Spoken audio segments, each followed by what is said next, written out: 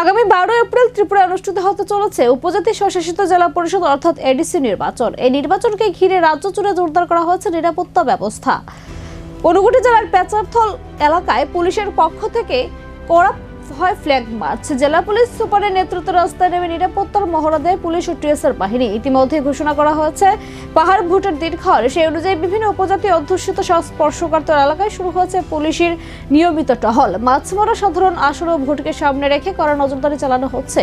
বৃহস্পতিবার রাতে পেচারথল থানা এলাকায় ফ্ল্যাগ মার্চে উপস্থিত ছিলেন জেলা পুলিশ সুপার সুদাম্বিকা আর, কুমারঘাট মহকুমা পুলিশ আধিকারিক উৎপলেন্দু দেবনাথ এবং থানার ওসি মঙ্গেশ পাঠারি সহ অন্যান্য আধিকারিকরা। জেলা পুলিশ সুপার জানান, অবাধ ও সুষ্ঠু নির্বাচন নিশ্চিত করতে স্পর্শকাতর এলাকার নিয়মিত টহল চলছে। ভোটারদের নির্ভয়ে ভোট দিতে উৎসাহিত করতে এই উদ্যোগ। তিনি আরো বলেন, নির্বাচনের নিরাপত্তা নিশ্চিত করতে পর্যাপ্ত বাহিনী মোতায়েন করা হয়েছে। পুলিশের এই তৎপরতা ভোটারদের রাস্তা বাড়াতে কতটা কার্যকর হবে সেটাই এখন দেখার।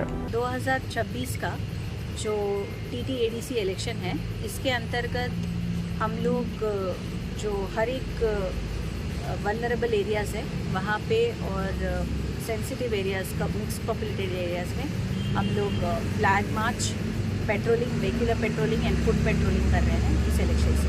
हम लोग लोगों को ये आश्वासन दिलाना चाहते हैं कि फोर्स ग्राउंड पर है, परेशान होने की ज़रूरत नहीं है। आप जिसको भी वोट करना चाहें, जिस भी पार्टी को आप वोट कर सकते हैं। और हम लोग कॉन्फिडेंस बिल्डिंग मेजर्स भी इसमें ले रहे हैं। लोगों को हमारे OCPS, SDPOs जाके बात करेंगे वल्नरेबल हैमलेट्स में और उनको विश्वास दिलाया जाएगा कि सब कुछ स्मूथली होगा। जी, इस इलेक्शन के लिए सफिशिएंट फोर्स हमारे पास है।